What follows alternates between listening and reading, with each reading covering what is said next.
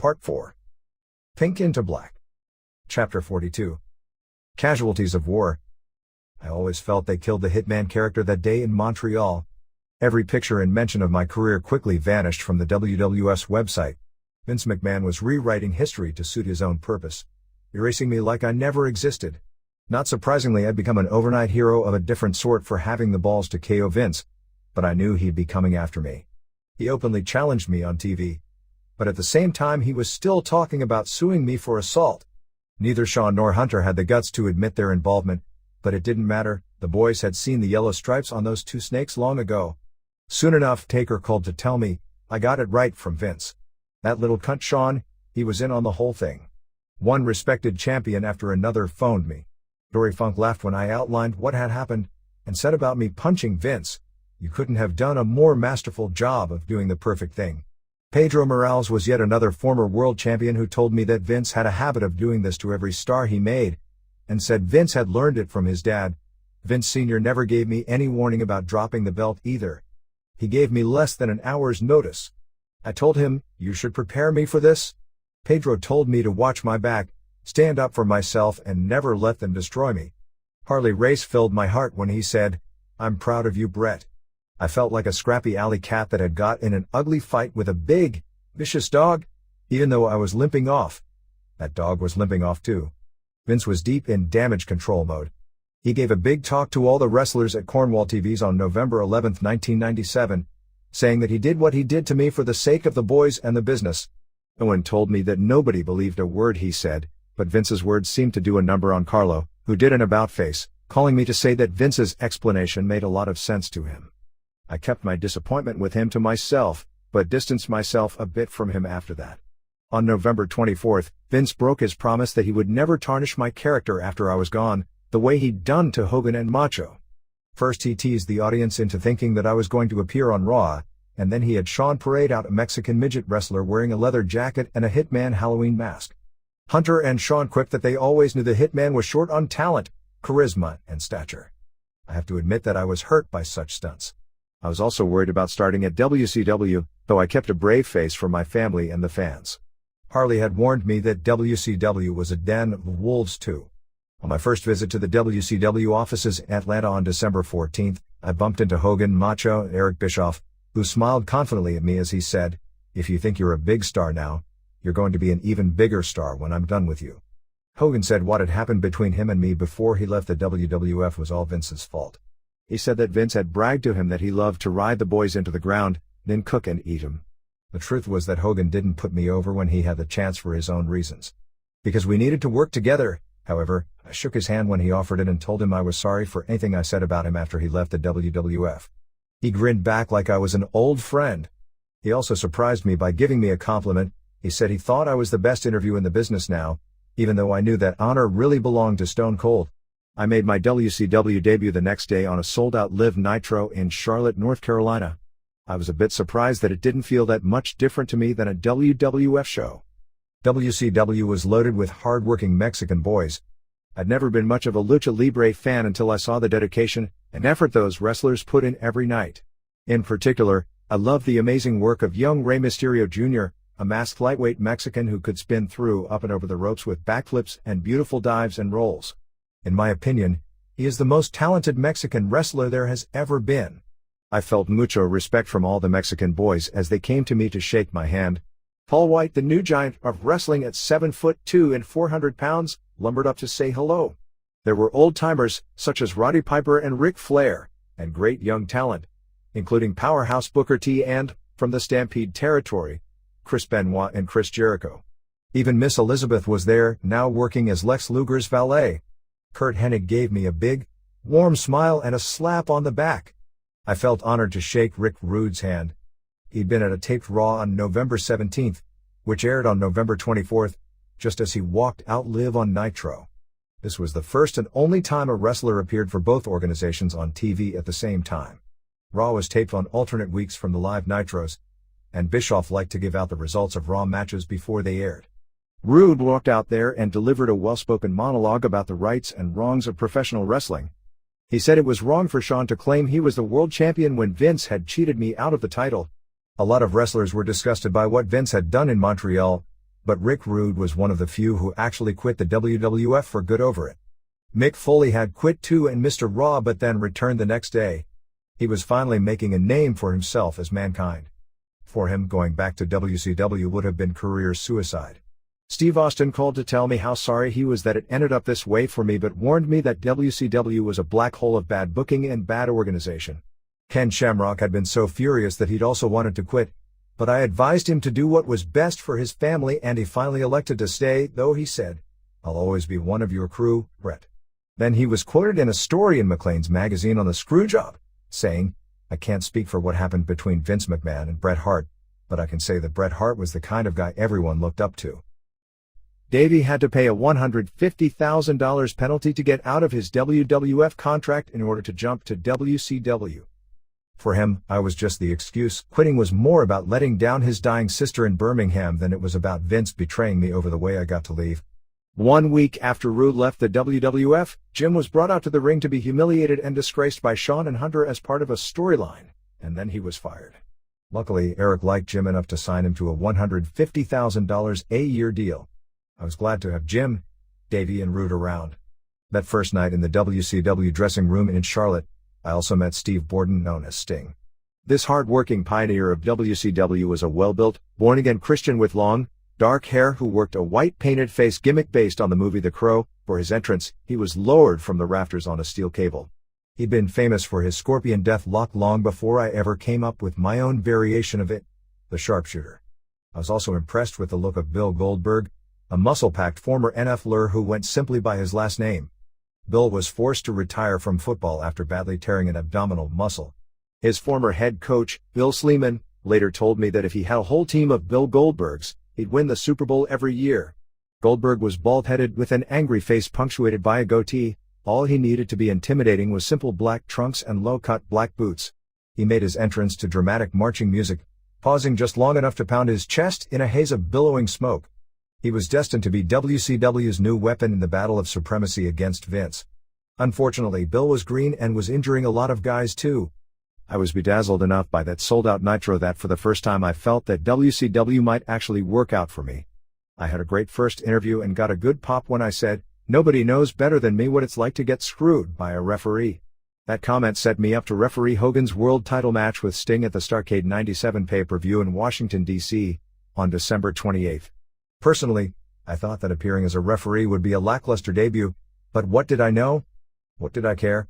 I wanted to comply, to do whatever they asked to the best of my ability, win, lose, or draw, then pick up my check and come home safe. Nobody would accuse me of taking this business too seriously ever again. The following morning at the Charlotte airport, I ran right into none other than Earl and Dave Heckner. Earl came up to me with his hand out and an apologetic look on his face. I refused to shake his hand, warning him calmly, "Don't talk to me."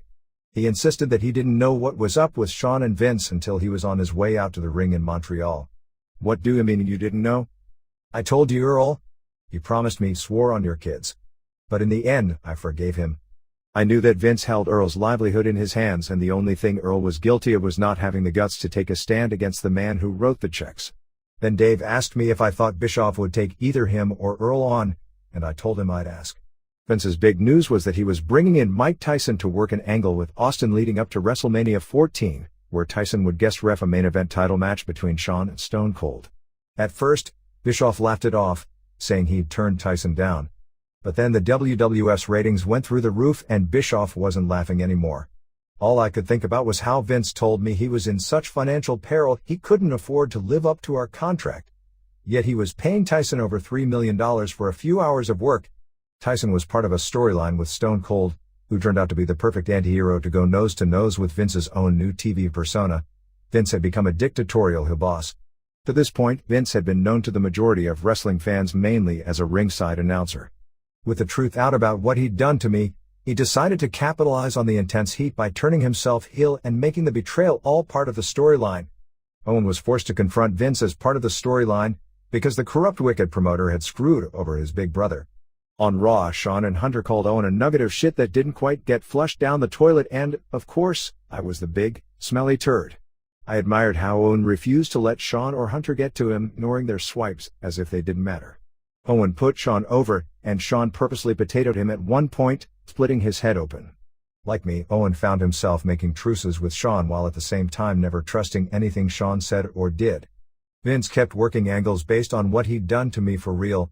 It not only made the Montreal screwjob seem less significant, it made an increasing number of fans wonder if everything that happened between Vince and me was only the biggest work in the history of the business. Meanwhile, Paul J. and his crew were quietly holed up in their studio in Toronto, meticulously editing the documentary. Paul kept telling me it would be my vindication, and I wanted to believe him. Back at home, things were not good. For 18 years, I'd yearned to be home. Now that I was home more, Julie and I found that we were leading completely different lives. We had a lousy Christmas and barely even spoke to each other. She served a beautiful Christmas dinner on paper plates.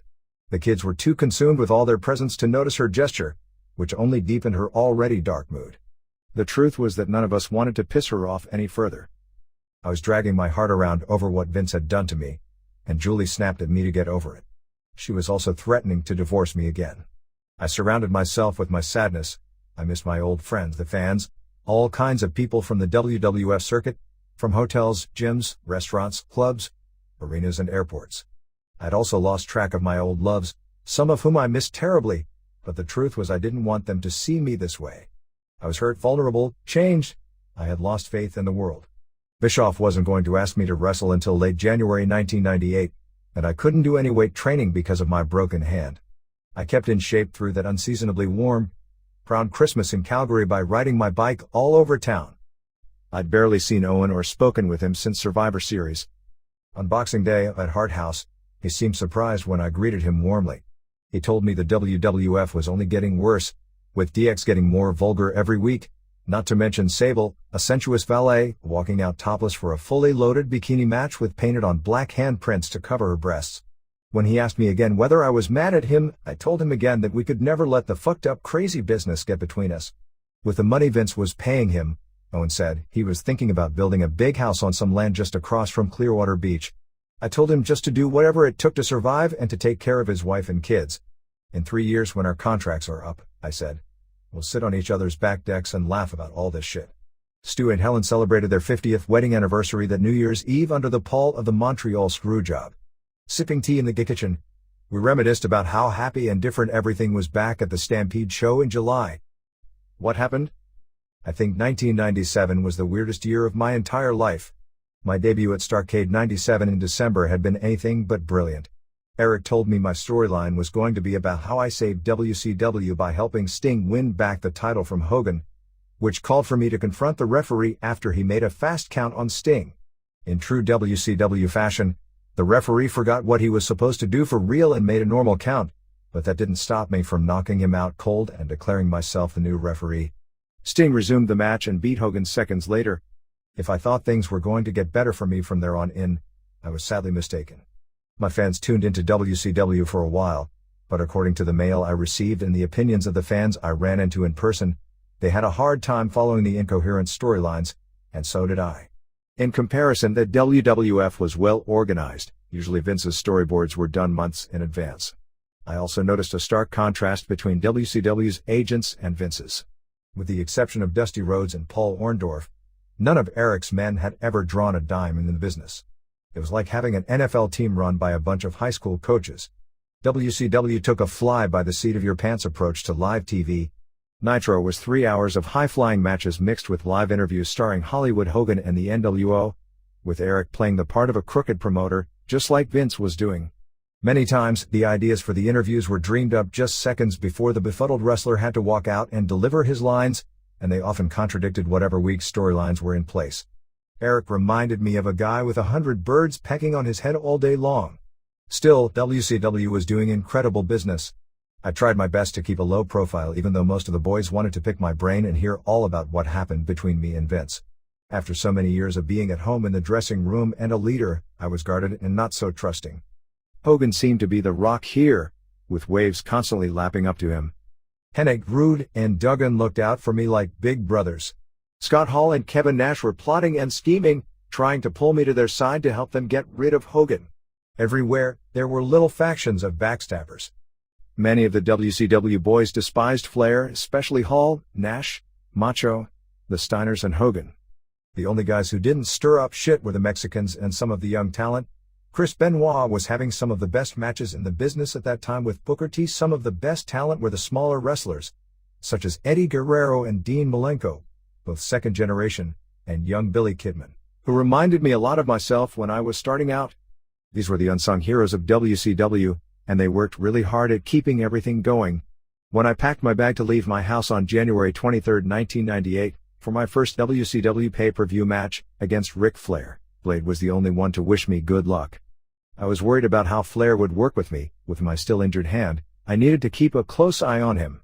Flair appeared to be trying to get along in this den of wolves and multiple wolf packs, but as hard as he tried, nobody liked him except his old cronies, such as Kevin Sullivan, Arnold Anderson, J.J. Dillon and Mongo McMichael. Hogan took every opportunity to try to stir me up about Flair, but I said nothing. I'd let Rick do the match his way, even letting him chop me to his heart's content as he tried to show me how good he really was. I offered no resistance in what was, as usual with Flair, 20 minutes of non-stop non-psychology. On January 25th, Vince's mother, Juanita, passed away. She'd always been nice to me, and so, despite everything, I sent a card of condolence to Vince's house. I didn't expect a reply and never got one. I couldn't find any way to be at peace with what I had. When a soul gets bigger than a mind can comprehend, it becomes easy to give up on trust and judgment. I heard two voices in my head talking loud and fast, contradicting each other. Go left. Go right. Look out. I now measured time by how many more trips I'd have to take before I could say, fuck you, I'm going home to the whole business. Whatever going home meant. Would the day ever really come when I could walk away and not be another wrestling tragedy? I was 41 now, and Harley Race was right about getting to the point where you were feeling every damn one of those bumps. My knees were running on borrowed time, and so was the rest of me. I'd do whatever they asked, yet I'd be careful and work safe. Pedro Morales had told me, there are only three things in this business, you and you. What he meant was that at this stage of the game it was imperative to protect myself, especially in the ring. So I did my job and waited for a much-anticipated storyline between me and Hogan to start. A Hitman-Hogan match clearly had the potential to be the biggest match of all time. Meanwhile, back in the WWF, Vince converted Papa Shango from a gangsta into a pimp, whose line was "Pimpin' ain't easy." Raw was becoming more about bra and panty jello matches than about wrestling, with Jerry Lawler's commentaries going on about all the girls showing their puppies. Still, the hype about Tyson refereeing the main event title match between Shawn and Austin at WrestleMania 14 ignited the WWF into a roaring fire. The fire that Vince tried to put out, but couldn't though, was the one raging in the hearts of my fans. At the WrestleMania 14 press conference, a fan angrily shouted at Shawn, "You screwed Bret," until he was dragged away. Shawn had to realize that screwing me would haunt him for the rest of his life, more than it would haunt me, which is saying a lot. I was more than eager to see Shawn drop the belt to Stone Cold, whose character had become a gun-waving, beer-guzzling anti-hero perfectly suited to punishing the prima donna asshole who screwed over Bret Hart. I often reflected on the five of us who had started out so long ago, galloping free like wild stallions: Dynamite, Davey, Jim, Owen, and me. Dynamite was now stuck in his wheelchair, drunk and bitter, everything gone. It seemed to me that now Davey was falling lame like Dynamite, his drug problems getting worse, and Jim wasn't much better. Despite my broken heart, I was strong and free, and still at the front of the herd along with Owen. I fantasized that my brother and I were literally stallions, lathered with sweat, galloping up a Rocky Mountain foothill, steam coming out of our nostrils in snorts. We reach a ledge wide enough to stop, where two clear paths lead in two different directions, and we stare at one another with eagerness and apprehension, long tail swishing. Which way should we go? The dark horse shakes his head, and then carefully picks his way south up the cliffside. The Palomino prances to and fro, wanting to follow, but then takes the path to the north, and they part ways forever. A lot of pro wrestling's old horses were falling away or dying off. Britain's Big Daddy Crabtree had died in 1997, Loch Ness was failing, and then the legendary wrestler Bobo Brazil died at 73. But the Grim Reaper of wrestling wanted more young bones too. On February 15, 1998, a drunken Louis Piccoli downed 26 somas and died at the age of 27, drowning in his own vomit. The sad thing was that more guys were worried about drug testing being introduced as a result than about dying like Louis did, or like Brian Pillman had. Eric Bischoff was pissed off after the news hit the dressing room about Louis, and said to me, "Man, these guys are just getting dressed and nobody gives a shit." Dave Meltzer wrote a scathing piece about how Louis' death should finally be the wake-up call for all wrestlers, but nobody was listening. The industry was too caught up with stunts such as Shawn Michaels jerking off a wiener on camera as Hunter wore a Suck the Cook t-shirt. Vince appeared on Off the Record, a Canadian sports talk show where he claimed that before I left, I'd become a real pain in the ass with a bad attitude, that I was disruptive in the dressing room, that I was breaking down physically, and that I was starting to miss dates. I guess that last one was my thanks for having shown up at Omaha Raw in a wheelchair only 5 days after surgery. But the determined interviewer, Michael Landsberg, finally got Vince to admit, after considerable squirming, that he had lied to me.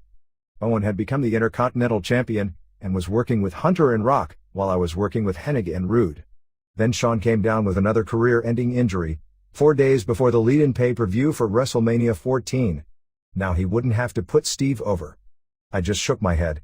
In the end, WrestleMania 14 was a huge success, but it took Vince right up until match time to coax Shawn into dropping the belt to Austin. On another note, Earl Hebner wasn't at WrestleMania at all, having been hospitalized with a brain aneurysm that could easily have been fatal. When I called to wish him a speedy recovery, he broke down on the phone. In the face of relentless competition from Vince, Eric Bischoff seemed to be burning out, and as a result, the disorganization at the WCW was getting worse. Though the house shows were still selling out, by March his TV ratings were beginning to slip. The WWF had figured out that the way to beat WCW was to get raunchier and sleazier every week. Vince's shock TV pushed the envelope of what the censors would allow, and Bischoff looked more lost and confused every day. He had to put out a product that fit within Ted Turner's squeaky clean guidelines, and Vince knew it. Maybe it's a good thing that Eric couldn't go that way, even if he wanted to. I liked Eric and often offered him ideas. I don't know if it was pride or politics that made him shoot them down one by one. His own angles rarely made sense. They'd fly me to TVs, paying for first-class airfare, hotel and a luxury car, only to leave me off the show. At the end of the day, in the WWF I got screwed for money, while in WCW I got paid well enough for so little output that I felt a bit too much like a whore. I saw a rough cut of Paul's documentary, which was set to air in the fall, and now I understood what he'd been trying to tell me. The story of what had really happened to me in Montreal was going to be told, and it would be a vindication. Eric had me turn heel by double-crossing Sting and revealing that, all along, I was part of the NWO. Vince's radical new direction was as brilliant in the ratings war as Eric's was weak. Aside from Stone Cold being one of the most popular TV characters in the world, Sable, Taker, Mankind and Rock were all coming into their own. On April 13th, Austin wrestled McMahon to a DQ on Raw, because of interference from Mick Foley as Dude Love. The WWF shot out in front and never looked back. The ratings war was essentially over. I was the greatest weapon Eric had at that time, and why he never deployed me, I'll never know. With my marriage and my career both falling apart, I felt darkness from all sides. I kept to myself more than ever, which wasn't a good thing. One day Julie summoned all the kids into the living room, against my protests, and told them we were divorcing. She then asked them to pick who they wanted to live with. The kids and I had been through this before, but when 7-year-old Blade broke into tears and cried, "I'm going with Dad," it hit a powerful nerve in me. It had been 6 months since Vince had broken my heart, and neither Julie nor I knew how to fix it. This time I took Julie at her word. We officially separated on May 15, 1998. Meanwhile, Stu and Helen had their own misery to deal with, being in a deep financial hole. I gave them $70,000 to get them through, making them promise me they'd use the money for themselves and not for those hearts who always had their hands out. On May 17th, I worked a good hard match with Macho at the Slamboree pay-per-view in Worcester, and that set up a tag match, me and Hogan versus Piper and Macho at the Great American Bash in Baltimore, which was a month away. Death took yet another wrestler on June 2nd. The Junkyard Dog, Sylvester Ritter, fell asleep at the wheel and rolled his car. He was 45. I was worried about Davey, who told me that he and Diana were on the rocks too. He again confided to me that he needed help with his drug problem. I went to Eric on his behalf, and Eric said that if Davey got help, he didn't have to worry, his job would be secure. Sadly, even though Davey freely admitted he needed help, he wasn't yet ready to accept it. At the Great American Bash, Macho and I cut a good pace, but Roddy and Hogan showed their age. Hogan was starting to remind me of Giant Baba, who was old, phony and uncoordinated, but whose fans loved him anyway. The whole storyline didn't make sense to me, or to the fans, but to Eric and Hogan it was all great work. My heel character had become a deranged, angry bad guy. My fans didn't like him, and neither did I. My original following was now outnumbered by a new breed of fans, who were like cartoon characters themselves. I couldn't remember the last time I saw younger kids or a family at ringside. Even the New York Times proclaimed that pro wrestling was no longer suitable for kids. On July 20th, I won the U.S. title in Salt Lake City when I beat up Diamond Dallas Page with a steel chair. Page was a close friend of Eric's, a scruffy, wiry older rookie who resembled a Scotty dog. He was playing the part of an old veteran, even though he'd only been wrestling a few years.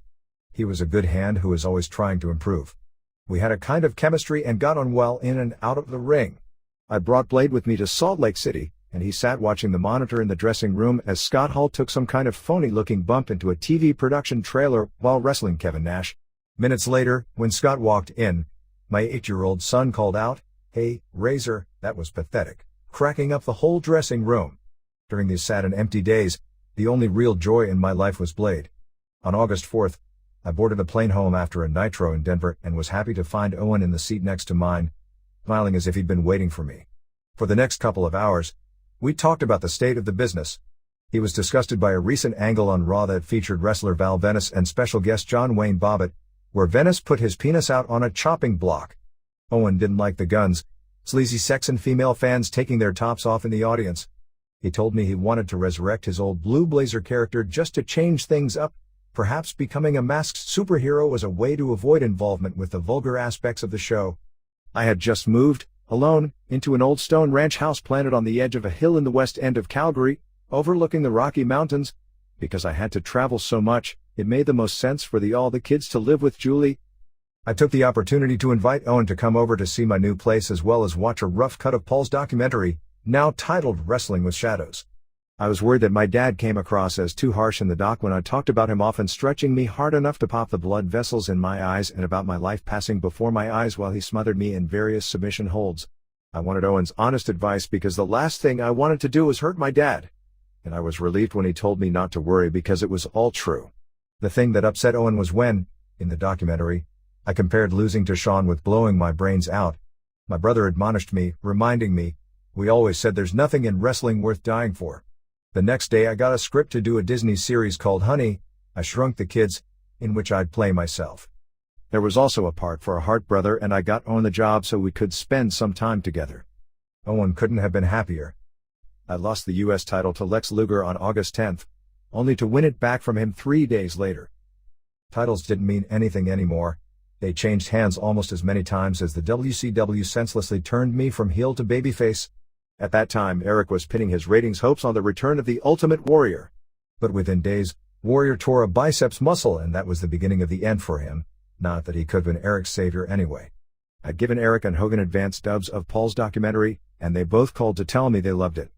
I thought perhaps it would encourage Eric to keep me babyface, seeing as how wrestling fans would soon see me looking like a real hero in Paul's movie. I was baffled when Eric wasted Hart vs. Hogan on a free match at Nitro on September 28th, throwing away a guaranteed moneymaker that the fans had been waiting years for. The plan, in my view, was insane. He wanted me to turn babyface during an in-ring interview, challenge Hogan, then get injured and have Sting take my place. When Sting twisted Hogan into his Scorpion Deathlock, I would limp back out and double-cross Sting by DDTing him headfirst into the mat, turning heel again. To turn me heel at this point was so stupid it felt like sabotage. Then I heard the news that my old pal Jim Duggan had kidney cancer, which only added to the weight I was carrying around. My divorce had also turned into a war of the roses. Julie and I had monumental fights, over money, over whose friends were on whose side, over everything basically. And then we would make up. We went through this cycle over and over again. I couldn't take the up-down, push-pull anymore and sank into a deep depression. On October 11th, while riding with a Giant from Milwaukee to Chicago, I found myself wishing I was dead. But then, when Paul White actually started to pull out to pass, in front of a speeding semi-truck, I heard myself shouting, "Stop." When both our heart rates had slowed again, the big guy looked over at me and said, "Thanks for saving my life tonight." I worked Halloween Havoc with Sting in Las Vegas, retaining the U.S. title by beating him senseless with a baseball bat that was actually made of foam. I could rarely bear to watch Raw anymore but checked it out to see Owen's new turn as the Blue Blazer. I understood what Owen was talking about when I saw Vince McMahon appear to piss himself in the ring on live TV after Stone Cold pressed a .38 special to his head. With the WWF ratings going through the roof, Sable appeared in the highest-selling Playboy magazine of all time and Stone Cold was on the cover of Rolling Stone. That November, Jesse the Body Ventura surprised political pundits when he was elected governor of Minnesota. Dave Meltzer wrote, "Pro wrestling is more real and more funny than people can imagine."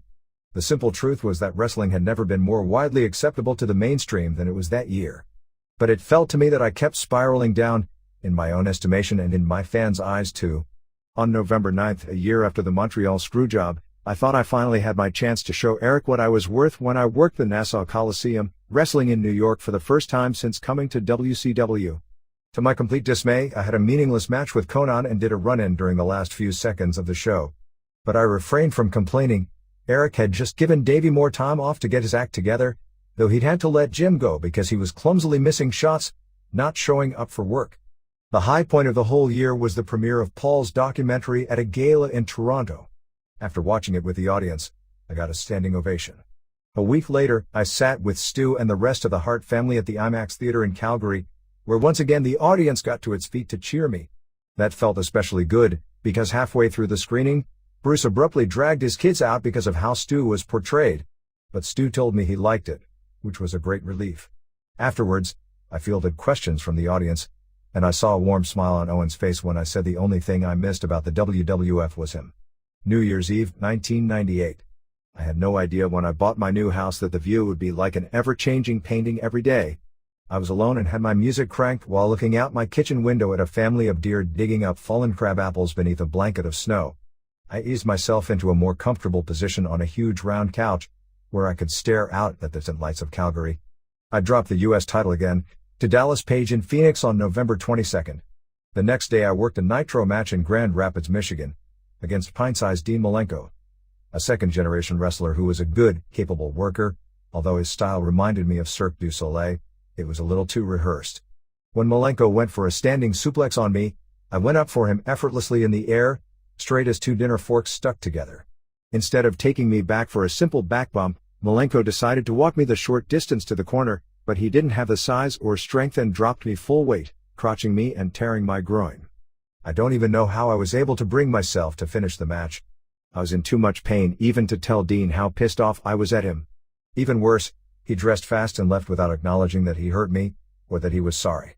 As well regarded as little Malenko was, I lost respect for him as a professional that day. I could barely walk, let alone wrestle, yet Eric had me win back the U.S. title from Page in Chattanooga a week later, with a lame finish where the Giant helped me. As ridiculous as the storyline was, at least the Giant did do all the work. I also managed to do another appearance on Mad TV in December, in a sketch about the Hitman becoming Jesse Ventura's lieutenant governor and getting too physical at a press conference, where I'd rough up the cast, before stomping off the set. The funniest bit came at the end of the show when I decked the heavyset Will Sasso with a plastic chair, twisted him into a sharpshooter and fled. He followed me back to my dressing room, with a camera crew in tow, asking me what my problem was. I jumped him from behind, pulled his shirt over his head and appeared to beat him senseless. The show went off the air with cast members attending to Will, who actually got a bloody nose in all the excitement. As old J.R. Foley used to say, I never, touched him. Christmas had been especially bleak. Diana had got so fed up with Davey passing out like a zombie on the couch in front of the kids that she downed his entire bottle of Xanax right in front of him to prove a point. Sadly, it was young Harry who had to call 911 because Davey was too out of it to dial the number. Allison said that Diana had had her stomach pumped and that they'd read her the last rites.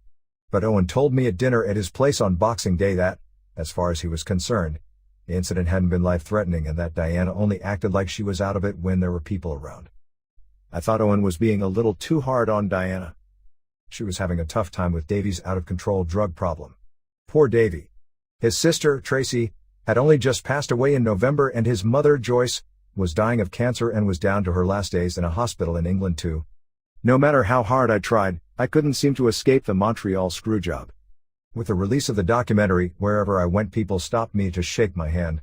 A teary-eyed Marine came up to me at the St. Louis airport and told me he'd never watch the WWF again, and that he was proud of me. But I'd read in a Forbes magazine before Christmas that the WWF was now a $500 million a year company. In the last year alone, the company grossed $54.7 million, breaking all records. I had to shake my head at the irony of the fact that the whole thing started when Vince told me that the WWF was in financial peril. Vince had used what he did to me for real to turn his company around completely, and his words about WCW not knowing what to do with a Bret Hart echoed louder and louder in my head. The heated negotiations over my divorce were basically done, and all I needed to do was sign the papers. Though I decided that marriage was not for me, I'd gone through some kind of strange metamorphosis. I now had no interest in the pretty girls at the hotels who threw themselves at the wrestlers after the shows. Oddly, now that everything Julie and I had owned had been divided up, we were getting along better than we had in a long time. The constant pain in my groin was bad enough that I winced when I hoisted myself off the couch to pace around inside my big house, thinking and remembering. I promised Eric I'd delay my groin surgery until after WCW's Canadian debut, which was going to be in Toronto, on March 29, 1999. I thought I could make it because I could walk, run reasonably fast and take some bumps, but I'd have to go real easy.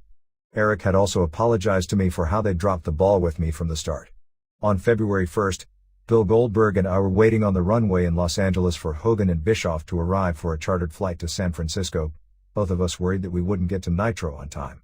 As we chatted, I told Bill that I had an idea for WCW's debut in Toronto, which was coming up, a great angle that played on my popularity in Canada, especially after the documentary. Wearing my trademark skater shorts and a Hitman jersey, I'd call him out and goad him into spear tackling me like a freight train, only I'd hide a steel chest plate under my jersey, and he'd end up knocked out cold for the 1, 2, 3. This of course would set us up to work together, with him coming after me to get even. It's great television, Bill, and it doesn't hurt you one bit. Bill grinned and told me he was all for it. Eric, Hogan, Bill and I missed all but the last 3 minutes of Nitro and hit the ring one after another in our street clothes. The next day I told Eric my idea about Goldberg and the steel plate and he told me he loved it too, but he thought Bill would never go for it. I explained that I had already run it past Bill and that he wanted to do it. Surprised, Eric told me we could do it. I suggested to him that with Toronto barely 2 months away, I'd need to be built up some, get a few wins and cut some good promos. We planned out my next few weeks leading into Toronto. Eric asked me not to say a peep about our plans to anyone. On February 7th, I was flown down to Atlanta to sit in on a booking meeting that was supposed to determine finally where the Hitman was going at WCW. I wasn't surprised to find Hulk Nash, Eric and the rest of the booking committee playing God with the careers of the wrestlers. First off, Hogan suddenly brought up rumors that I was going back to Vince, which would do big business. I downplayed the chance of it ever happening, while knowing this fear was really the only leverage I had anymore. The only thing bigger than a Hart-Hogan match would be if I did an angle with Vince, but for all the money in the world, I would never let Vince make an angle out of something that hurt so deeply. I let them know I was happy to put over anybody they wanted, but it seemed to me that it didn't make much sense to beat me so often considering what they were paying me. Bischoff and Hogan stayed in the meeting just long enough to clear the way for me to work with Hogan in the fall. After they left, Nash, who was the new captain of the booking committee, told me there was no chance I'd be working with Hogan in the fall. He had Hogan with Goldberg. Eric was just here and we were all in agreement. I said, "Where were you?" Nash walked off, bitching and shaking his head. The next day, in Buffalo for Nitro, as part of an angle that was tied in with Mad TV, I was supposed to drop the belt to an unworthy and unreliable Razor, but at the last minute that was switched, and Roddy Piper was going to get the belt. I wanted to do all I could for Roddy, in return for all his years of being a true friend to me. I laid him out after the referee had also been knocked down. Then I attempted to drag the semi-conscious ref over to make the count, just as Will Sasso climbed over the railing. We got into a tug-of-war over the ref, with me pulling on his arm and Will pulling on his leg. When Roddy schoolboyed me from behind, with the ref just able to make the count, it got a huge pop. Then Eric decided to go on a family vacation to France, leaving Nash in charge. Eric's last Nitro before his time off was February 22nd in Sacramento. Instead of building me up for Goldberg, he had me lose to Booker T. This made no sense to me at all, but Eric sheepishly told me that his booking committee insisted that it was time to see me do a job. I told him I'd done plenty of them and beating me was beyond stupid when they had so much invested in me. "Just put Booker over and we'll build everything after this," he said. I had nothing but respect for Booker T, so told Eric I'd do whatever he needed me to do. I was pleased to see that despite my groin injury, Meltzer rated it a 4-star match. 3 days later, at Thunder in Salt Lake City, Eric was gone and Nash had the nerve to tell me that he'd taken my groin injury into account but he still wanted me to do a ridiculously long 17 minutes with Disco Inferno. Disco was comic relief, and no way to build me for Goldberg, let alone Hogan. Next, at Nitro in Worcester on March 8th, it was Malenko I would supposedly lose to. When I protested to Nash that I needed to stay strong for Goldberg, of course he didn't know what I was talking about. To me it felt like Rome was burning yet again. Nash was doing all he could to kill me off. for reasons I'll never know. That time, I somehow managed to persuade him that Eric had something big planned for me, so, acting like he was doing me a huge favor, he threw me in with a big, clumsy rookie named Heavy Metal Van Hammer. I didn't lose, but it added nothing to my heat going into Toronto. At home, my mom told me that Smith's on and off girlfriend Zoe, Chad's mother, had died of a drug overdose. I decided to go to her funeral to be there for Smith. A few days later, Smith showed up at my place with Stu in tow, his excuse being that Stu wanted to see my house, clearly an excuse because Stu had just been over for a visit. I helped my dad into the kitchen where we soon got so engrossed in talking about Davey, and the pain he was in from a hurt back, that I didn't immediately notice that Smith had gone missing. I soon found him rummaging through my things in the living room, and I invited him back to the kitchen, telling him he had to stay where I could keep an eye on him. He sheepishly followed me. My dad told me he thought Eric Bischoff was the cause of Davey's problems, and soon I was defending Eric to my dad. Davey's story was that he'd hurt his back on a malfunctioning trapdoor in a WCW ring. He and Diana were even talking about suing. I told Stu that as far as I was concerned, Davey was battling a morphine addiction more than any injury or infection, and he needed to get clean. Eric had given him lots of chances to do just that, but Davey was still procrastinating about going to rehab. On March 22nd, I flew all the way to Panama City to find out I'd be off that night, but I managed to persuade Nash to give me an interview on Nitro to set things up for Toronto, because it looked like WCW was going to waste that opportunity too, even though I was over in Canada following the documentary release. In my brief interview with Gene Okerlund, I prepped my Canadian fans by challenging Hogan and Nash, and then subtly tossing Goldberg's name out for the very first time, planting a seed that I knew was sure to grow in the week remaining before the Toronto show. At WrestleMania 15 in Philadelphia on March 28, Austin pinned Rocky Maivia, now known as The Rock, to win the World Heavyweight title, while Owen and Jeff Jarrett defeated D'Lo Brown and Test to retain the tag team belts. The WWF was red hot. The next day at about noon, I walked into the Air Canada Centre in Toronto for Nitro, and there were already a few thousand fans standing on the street in the frigid cold chanting my name. Eric had filled in the booking committee about my Goldberg angle, but, much to my disappointment, Nash and WCW road agent Kevin Sullivan had got to Bill and persuaded him that the angle would kill him off. I tried to talk Goldberg back into it in the dressing room. "Come on, Bill. You're kidding me? We talked about this, remember? You loved it. Nothing's changed. You know this will set us up to work after my surgery." When I left him, I ran into Nash, who'd now decided he would come down at the end and leave me laying, which made no sense at all. I went and found Eric in his office. I knew that the ratings success of WrestleMania 15 had to be weighing heavily on his mind, but I still couldn't believe my ears when he said, "How about this? You go out and tell the fans that you don't need them anymore." In my first WCW refusal, I shook my head, "No." "Eric, you hear that sound?" I said. "That's the sound of thousands of my fans, and only my fans, standing outside on the sidewalk, in the dead of winter, chanting my name. Why would I do that?" Had another idea. We'd do everything the same, except that Hogan, not Nash, would come down at the end. He'd go to high-five me, but instead he'd double-cross me, jump me, and leave me for dead. Dumbfounded, I asked Eric if I was going to work with Hogan instead of Goldberg. He said not until next fall. I asked if Hogan was going to be wrestling Goldberg. He said not anytime soon. I asked him, why in God's name would you fuck up such a great angle with something so stupid and pointless? Eric said nervously, "You'll have to convince Terry. If he says it's okay, then fine." Now I knew who was really in charge of WCW. So I went and found Hulk and asked him, "So why would you come down?" "I don't need to come down," he admitted. When I relayed Hulk's response to Eric, he seemed surprised and relieved. Eric wanted me to feed the rumors that I was going back to the WWF, so he told me that after the bit with Goldberg, he wanted me to get on the mic and quit WCW. I had no idea what that would be about, but I agreed. I felt like a cat in the dark, watching Hogan battling Nash in some kind of power play in which we were all caught in the middle. Eric was clearly in over his head, unable to cope with the warring wolf packs. As I walked out to my music, there was a commotion going on in the entranceway. Kevin Sullivan was on the floor, frothing at the mouth in a seizure. In the dressing room the next day, he explained that he had miscalculated his GBH dosage. Who could make such stuff up? As I stepped over him, I couldn't help thinking, it's a good thing I don't follow the leaders around here. I walked out wearing my friend Ty Domi's Maple Leafs jersey underneath my Hitman jersey. I knew if Eric had seen it, He'd have made me take it off because he was already terrified that I was going to go over so strong with the Canadian crowd that it would turn Goldberg heel, which was going to happen anyway, no matter what we did. I received a thundering ovation from the crowd, and then on the mic, I accused Goldberg of hiding in his dressing room, biting his fingernails and trembling with fear. While I peeled off my Hitman jersey to expose the Maple Leafs jersey, declaring Canada hockey country, Eric was frantically running around backstage screaming at Goldberg to get out there before I killed him off. When Goldberg finally got in the ring, snorting like a Brahma bull, I taunted him, begging him to come and get me. When he spear tackled me, the fans had no idea what was going to happen next. We both lay there without moving for what seemed like an eternity.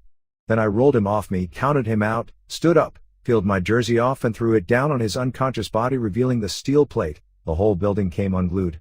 As Eric requested, I got on the mic and declared, "Hey, WCW, I quit." When I got home, I actually contemplated quitting for real. It seemed to me that Eric just didn't have enough wrestling smarts to do his job. He had freaked out backstage because he thought I overshadowed Goldberg. But within hours the angle was being talked about as the best thing WCW had done in years.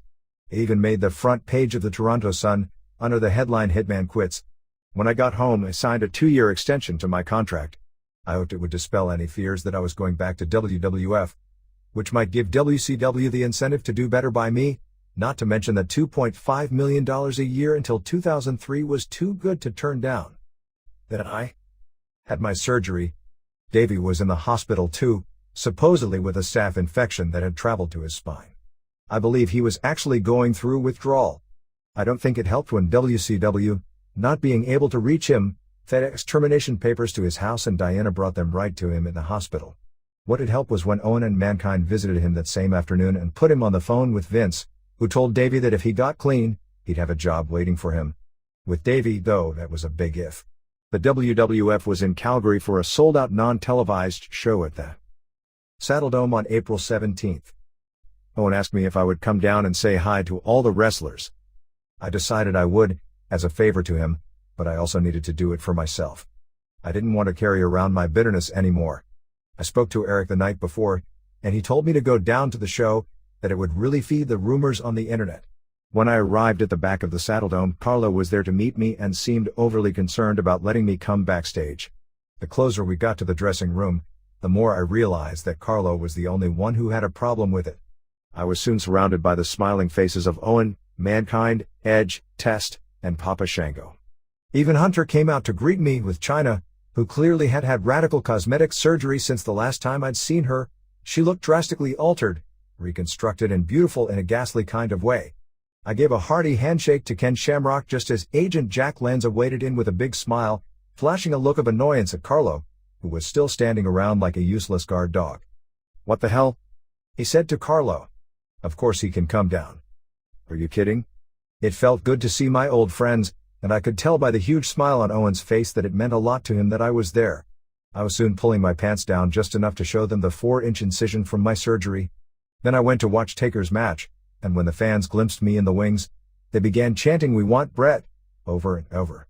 After his match, Taker walked past me grinning and said, "You're next." I noticed Stone Cold playing innocently enough with some black-haired girl's hand. I couldn't see her because she was all wrapped up in the curtain, but I assumed this might be a new girlfriend. Like so many of us, Austin had just gone through a divorce. Then Steve noticed me, and I noticed that the girl he was playing around with was Diana. She dyed her hair. I'd seen Davey do a lot more than flirt, but still this seemed a bit callous with Davey in the hospital, for whatever reason he was there. Steve left her to come over and chat with me. We parked ourselves on some equipment boxes, and soon we were talking about our divorces. Then Owen asked me to say hi to Earl, and I had no problem doing that. Moments later, I stood with The Rock, who told me, "I'll never forget what you did for me." He also said that I should come back, that WCW was screwing me over worse than Vince had. Shawn wasn't wrestling anymore, just playing the role of a commissioner, so he, Taker and Austin were the ones in charge. I shrugged and said, "I don't think so." After the show, I sat with Taker at a bar and we laughed like the long-lost friends that we were. I went home that night feeling better than I had in months, because finally, at least in some sad, small way, I got to say a proper goodbye. 3 days later, on the same day as the Columbine High School massacre, the Grim Reaper came calling for Rick Rude, who was found dead of a heart attack from an overdose of painkillers. He was 40. I'll never forget how Rick stood by me after Montreal. Rick was one of those guys who never took his wedding ring off. He'd wrap a piece of white tape around it when he went into the ring. He was the kind of guy who, when you needed someone to back you up, wouldn't flinch at all. Not for money.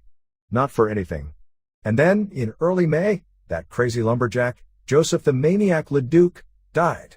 I can't express how much the constant string of wrestlers' deaths affected me. They developed drug habits and took such risks with their health. All for what? Just to make the next town? To entertain people? This sort of funeral march happens to most people when they hit their 70s. To me it felt like the casualties of war. On May 17th, I did a bit where I came out of the crowd on The Tonight Show to accept a challenge from Kevin Nash that I come back to WCW in 1 week to wrestle him. Jay Leno had been part of WCW's Hog Wild pay-per-view back in July 1998, and he laughed when I pulled out a WCW wrestling card with his picture on it and asked him to sign it.